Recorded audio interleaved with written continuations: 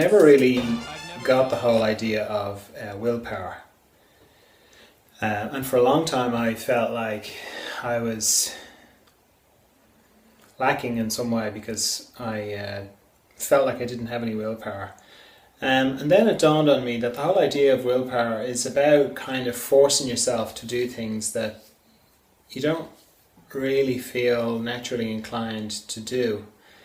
And yet, if I talk to people and it sounds like I have a lot of willpower when from the outside. Like, I don't drink, I'm a vegan, most mornings I get up early and I do yoga for a while, and people say, "Oh, do you not miss drinking?" Or smoking. I used to smoke years and years ago. Really liked it, but I stopped. And people say, "Oh, do you not miss smoking?" And I do miss smoking a bit, and drinking, and I'd like to stay in bed. But I don't get up and do those things, or I don't not eat animal products because of willpower. I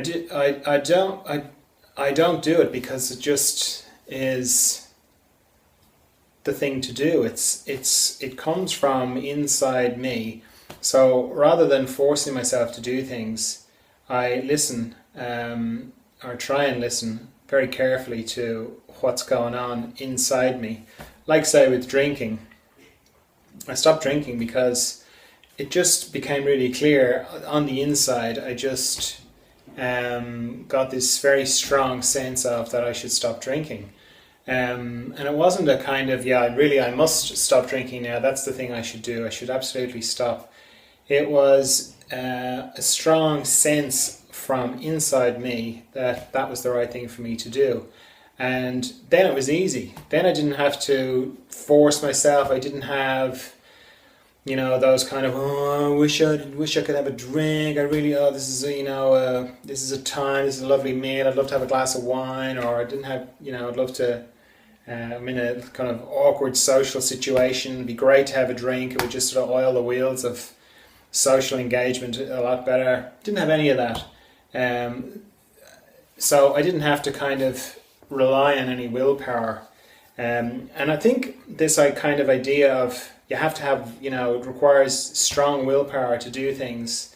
I think it's just an excuse for giving yourself a hard time, because I think if you can probably force yourself to do things. Like I remember reading a book by a woman who years and years ago, like, I don't know, maybe 10 years ago, something like that. And she was really obese and she lost a lot of weight. And there's a picture of her on the cover and she's in her little Speedo cycling shorts and a little kind of crop top. And she's all like, "Yeah, I did it." And it's a very inspiring read because she's very honest about how unhappy she was when she was obese and the things that she did to force herself to stop eating and to exercise. And I remember thinking, "Oh, that's great." And then, a year later, I heard she'd become an alcoholic.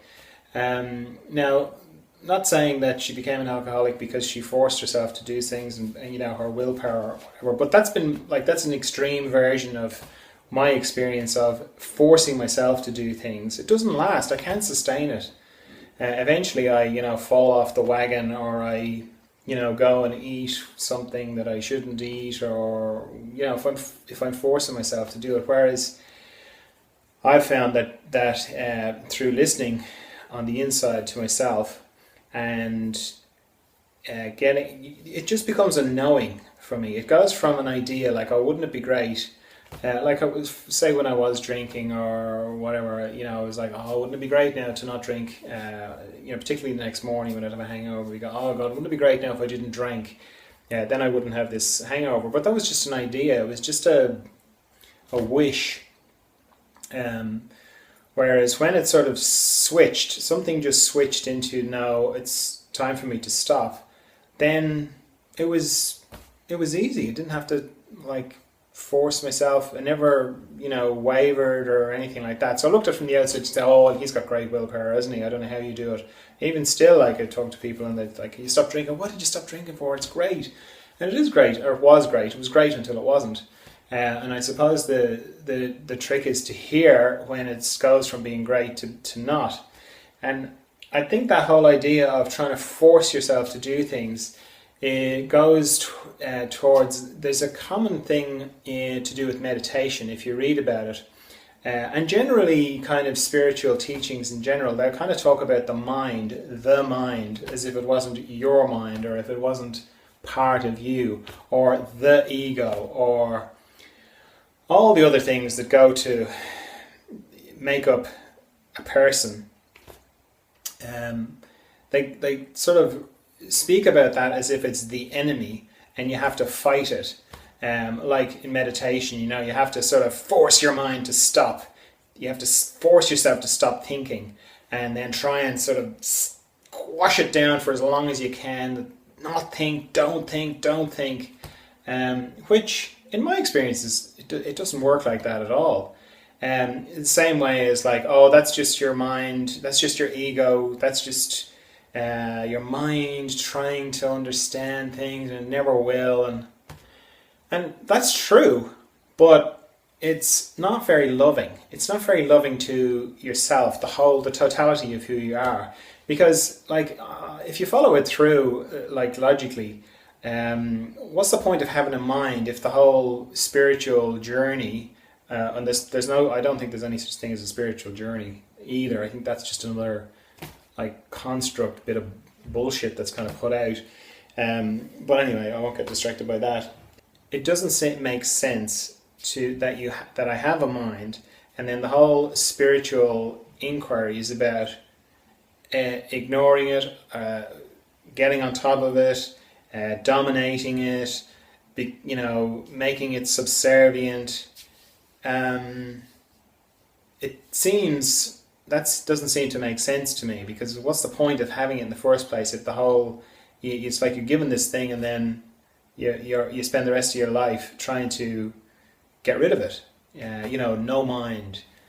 My sense of it is it's about bringing all of you, all the bits of you, along with you. I understand why the mind has got bad press. Like the worrying, the jealousy, the emotions, all that stuff. I can understand how when it's out of control, you can really feel like you're at the mercy of this thing. Particularly, if you're worried about something and you're lying awake at night and you can't sleep, then you can see, well, this mind thing is a pain, because I need to get up in the morning, go to work, and I just want to sleep, and I'm just worrying about this thing. I keep thinking about it and thinking about it and thinking about it, and if only I could just stop at this. I understand, I get it, but I don't think the way to deal with that is to squash it down and basically beat the shit out of your mind so much in one way or another that it eventually just gives up. That's a kind of recipe, I think, for inducing a kind of psychotic snap of some kind. And if you see some people who've become enlightened, they kind of look a bit like that. They can be a bit odd. And you can see how it might be a bit hard for them to talk to the person at the checkout in the supermarket, or to take a delivery of coal or whatever. And when they talk, they're talking from a very pure, beautiful place, but in a way it's almost like it's channeled. And I suppose you could say it is channeled because it's coming from a very pure place. It's a more real place. But I take in the whole of my life. I don't sort of kind of go, okay, well, that was a mistake. I have a mind, but that was a mistake, so I'm going to try and get rid of that. And I am a man, but that was a mistake too, so I'm going to try and be some sort of sexless, androgynous, beautiful being. Or I've got a physical body, but that was a mistake as well. And I'm going to be, ethereal, and I'm going to be all sweetness and light.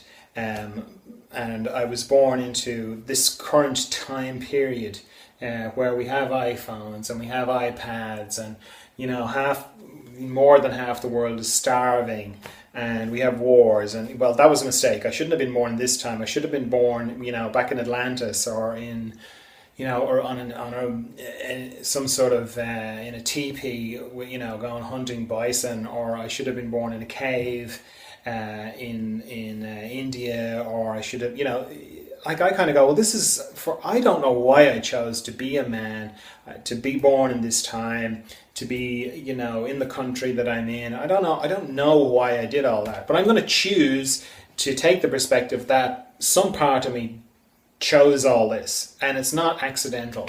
Now that could be complete bullshit, but I'm going to choose that because it makes me feel a bit more empowered. It might be completely wrong.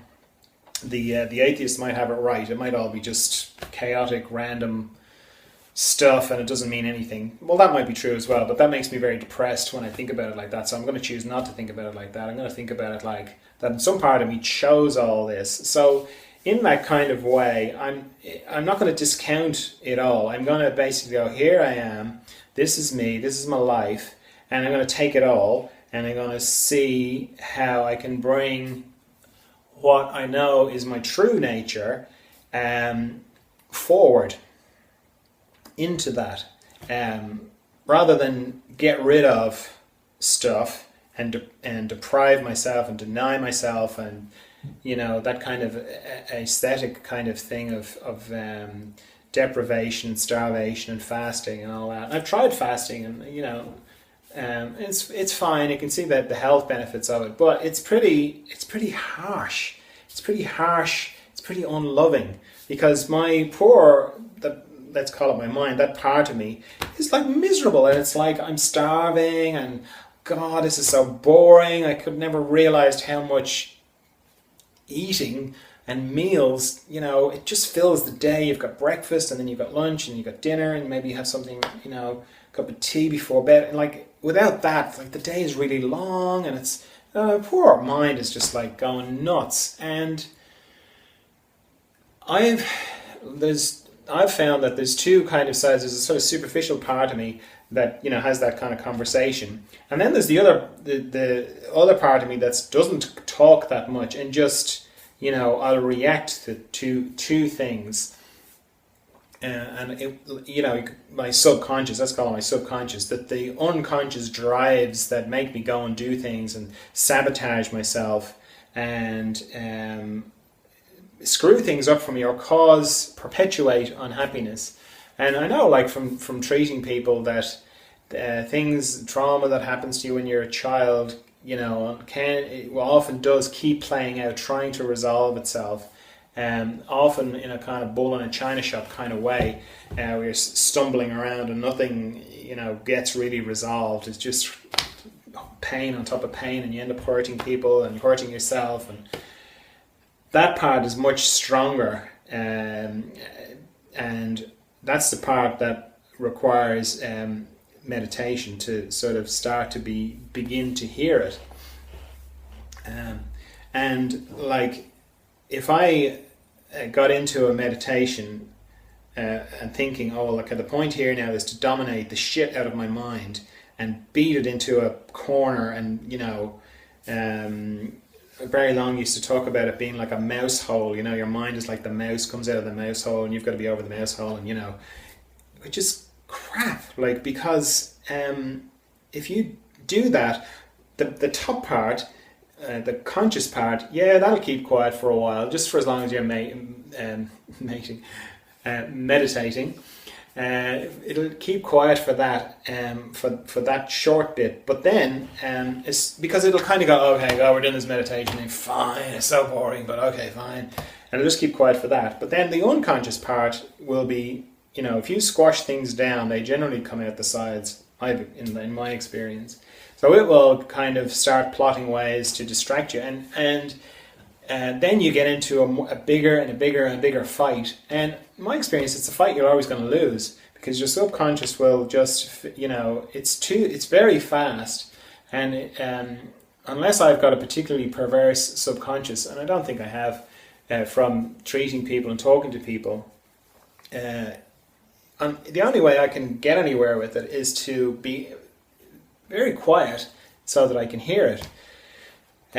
So the point, like, of meditation, as far as I can see, is to become quiet enough so that you can hear those subconscious parts of you, and that's fine. But you kind of go through that layer, and then there are periods where your mind and your way of self-reflecting, my way of self-reflecting of who I am, stops. It only stops very momentarily, where there is a channel, very clear channel to pure being, pure essence. That's kind of how I know who I am. And I know who I am, and a lot of the rest of the time is I spend trying to figure out what is stopping that coming through more. And so from that, then I kind of go, well, it's not like I kind of go, well, drinking is stopping me from becoming more, being more of who I am, or eating sugar is causing me to stop being more of who I am. It's not like that at all. It's more a case of, it's not variable, it's just a very simple knowing of my beautiful state of who I am on the inside, and then what clouds that over. Like sugar is a good example, because I have something with sugar in it, it's very subtle. The sugar is addictive. Well, that's kind of obvious to me, and I think there's lots of studies to, back that up. But sugar is addictive, very addictive, but it's a bit addictive in a subtle kind of way, and it makes me depressed as well, and again, that's all scientifically backed up as well. It makes everybody depressed.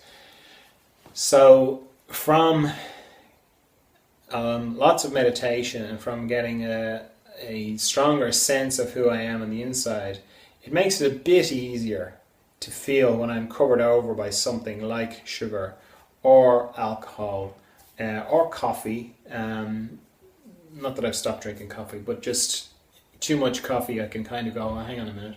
You can feel it. It's like the clouds coming over a little bit. Or those kind of things are easy to do because you can just stop eating sugar or stop drinking coffee or whatever.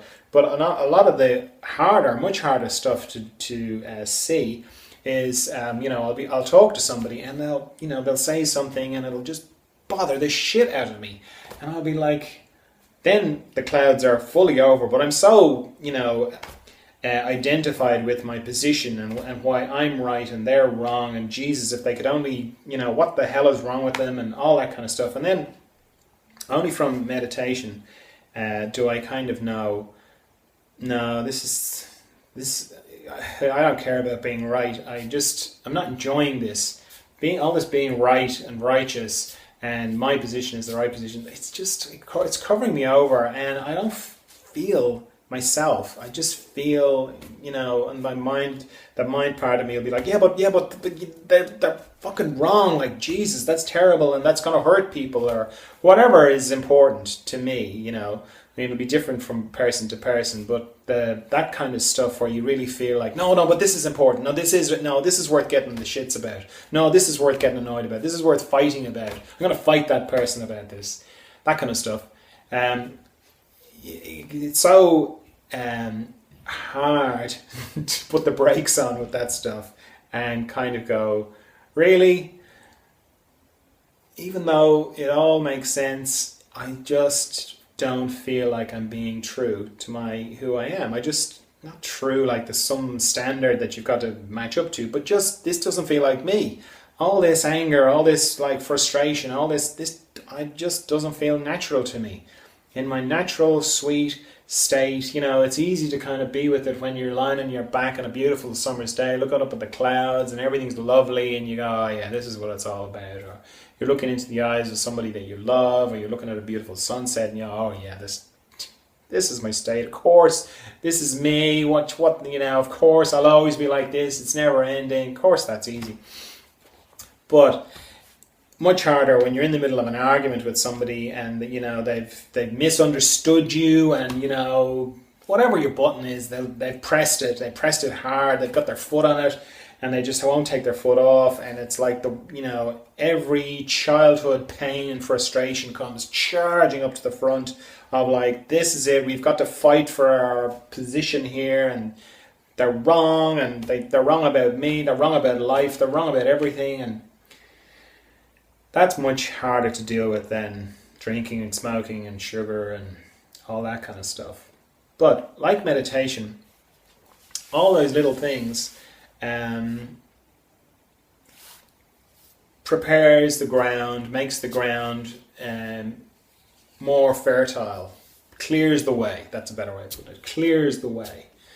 And that's really, for me, is the point of meditation, is to it's got lots of different aspects to it, but it's one of those things that you can do to help yourself be more aware of what your own true nature is, so that when things cloud it over, it makes it a little bit easier to spot it. It's, in my experience, it's more to do with speed. Rarely, on a good day, if I'm feeling particularly conscious or something, I catch things very quickly, and my buttons will have gone. That particular button, I kind of go, oh, that used to really bother the shit out of me years ago. Now it doesn't bother me at all. I'll note that. Oh, that's the first time that's happened, where that somebody has said something, and it used to drive me nuts, and now it doesn't. That'll happen, or more often than not, it'll be a case of the time between when I get triggered and when I can kind of realize that I've been triggered and that I'm covered over, and I can let go of it. That gets shorter. That has got shorter from meditation. But again, like, meditation is a big area, and there are lots of different types of meditation, and they're useful for different kinds of things. But in my experience, and like, I've tried quite a few different types of meditation, is what it comes down to is not thinking. I know that sounds really simple, but that's really what it comes down to, is stopping thinking for prolonged periods of time. And by prolonged, I mean maybe seconds, maybe 10 seconds, maybe 30 seconds. I've, read about people being able to, meditate and be in no mind for long periods of time. That hasn't been my experience. And I've meditated a lot. Like, as a craniosacral therapist, most of my day was spent in meditation, because you have to meditate to be able to pick up the different signals and very subtle sensations that are coming from the other person's body. So 8 hours a day for 17 years, pretty much, I used to meditate. So I was on, you could almost say I was a professional meditator. Now, it had a purpose to it. It wasn't completely no mind, because I would be very deeply I would be as deep inside myself as I could be, so that I could meet the other person at as deep a level as I could. But then, as the information was conveyed to me from that depth, then it would come back up through my consciousness and all my technical knowledge and my anatomical knowledge, and I would have to use that part of me to put it all together into a working kind of approach, or what was really going on, and what bone was pressing on this thing, and what nerve was compressed, or whatever was going on for the person. But in essence, I was meditating for a long periods of time, for years. Again, that's a modern day, I suppose, version of going to a monastery or the sorts of things that people used to do years ago to meditate for prolonged periods of time. They still do it. I know you can still do it, but and you can do like meditations that are mantras, but in my experience, mantras are just a way of boring your mind into stopping, which is kind of one step away from dealing with it head on. Or you can do guided meditations, which is another way of like, it's like getting your mind, it's like distracting it into this lovely story of whatever guided meditation that you are doing. And all these things have their place. But what I've found is that the most profoundly effective thing is to just get on with dealing with the very difficult task of stopping thinking, which I think everybody loves the idea of meditation. I know I do, but I hate doing it. It's because it's so boring. Like to the front part of me, it's incredibly boring. It's lovely. It's a lovely idea, and my that frontal part of me gets really into it. Like, oh yeah, I'll be able to meditate, and I'll be all like cool and calm and zen-like, and it'll be brilliant. And I won't be stressed, and all the health benefits, and I'll have this little fantasy running in my head about how all the brilliant things, and I'll get my chair, and I'll get my nice chair, and I'll say I'm going to meditate now, and great, and I'll sit down, and then I'll close my eyes, and like, oh great, I'm meditating now, oh, this is brilliant, it's going to be great, I'm going to be so calm, yeah, and then I'll kind of come in, yeah, well I'm supposed to stop thinking now. This is the bit where I stop thinking. It's like, oh, really? Yes. That's the point. Meditating. We're meditating. Turn off the mental pictures, turn off the internal dialogue, and just stop. And then it's like, oh yeah, cool. Turn it off. Get it. Okay, I'm with it. Yeah, cool. Turn off the internal. Yeah, right. Nothingness. Okay, yeah, with it, man. Oh, this is brilliant. And then I'll start thinking again. I'll be just like, I'll start thinking. Often it's some tiny little noise, my mind will be so desperate to do something. It's some little noise out there. Is that a car? Did I hear a car? Was that a car? I wonder which car that was. Is that my neighbour's car? No, it's the wrong time of day, and it's a long train of thought, and then suddenly I'm, in some astrophysics thing in my head, or I'm doing some, whatever, I'm off. And then it's like, oh no, I'm meditating, I have to stop and turn off the pictures, turn off the mental dialogue. Oh, this is so boring! Yeah, and then, that we're meditating. Okay, fine. Quiet again for a bit. And then often I'll know how I've been meditating quite deeply. The way I'll know is I'll hear my mind coming in afterwards going, oh, I'm meditating very deeply now. Oh, yeah, I can really feel it. And then I'm like, well, I just was, but now I'm not. Now I'm thinking about meditating again. And my experience, it's like, it's very hard to gauge time, I've found, in meditating like that, because my mind, or that frontal part of me, is what registers time. So I might sit down to meditate for 20 minutes, feel like I've been thinking for 19 minutes. But I don't think that that's the case, because I think my mind is the thing that registers the time that goes on. And when I stop thinking, it's almost like the clock stops. But when it starts again, it's almost takes it up exactly where I left off. So I could be going along with the thought, like, I wonder what I'm going to have for my dinner too, and then I'd drop, and I'd stop thinking for whatever length of time. Could be 1 second, 10 seconds, 15 if I'm doing well. But when I come back, when my mind comes back, often it'll go right, it'll pick it up exactly where I left off. So it'll be like, dinner tonight, because I would really like to have X, Y, and Z for my dinner tonight. So from my mind's point of view, it's like, I wonder what I'm going to have for dinner tonight, because I really. So it's like there's no gap. So you could say, well, how do you know you're doing anything? And often it can feel very frustrating.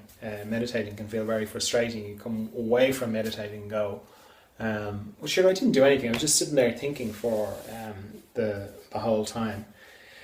But it's how I know that that it has been going on is that thing about the speed starting to slow down, speed of reaction, speed of consciousness when I catch myself reacting, and it has a cumulative effect over time. That's why it's hard to stick at meditation, because if you sort of say I'm going to start meditating, after about a month you feel like you've done nothing. You can feel like I'm still doing the same thing. I'm still, what's the point of this, But it's part of what I was saying about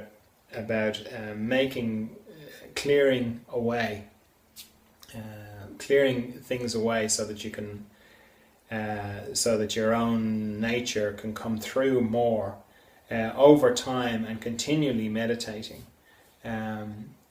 All the things that are said about meditation start to sound like right, but they sound,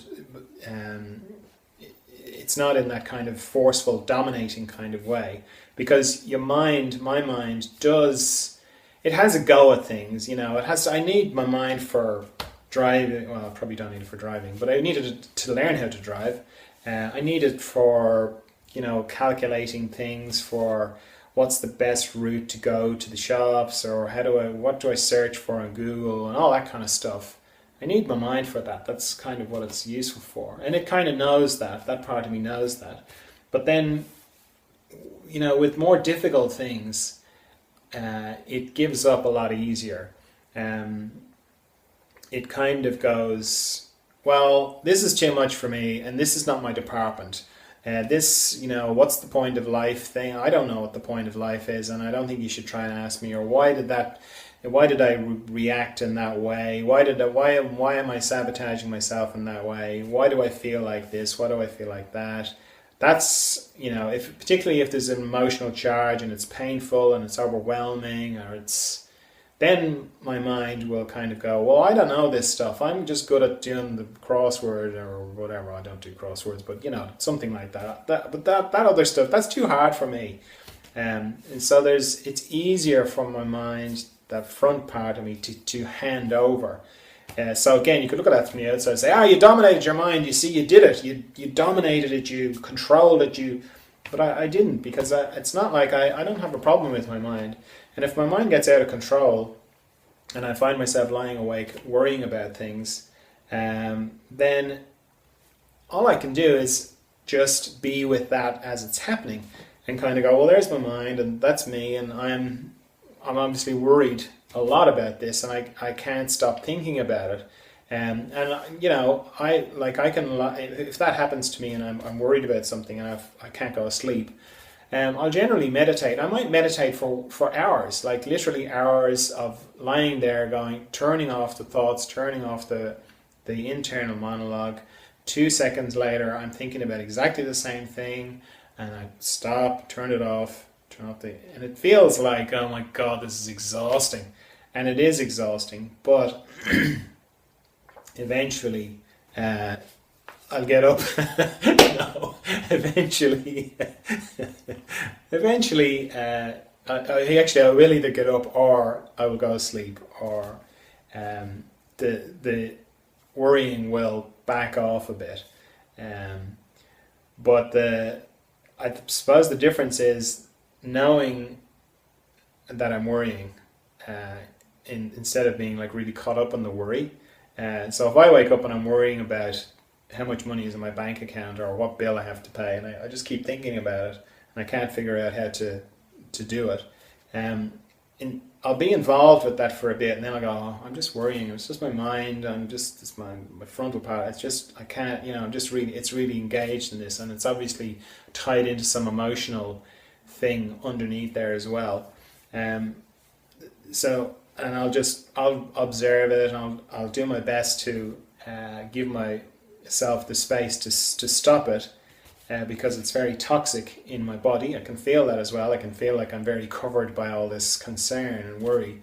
But it's also balanced with, well, this is the body I'm in, this is the mind and conditioning and everything that I've got, and this is what's happening right now, and I'll try and be as compassionate towards that part of me that's very caught up in the nuts and bolts of my life.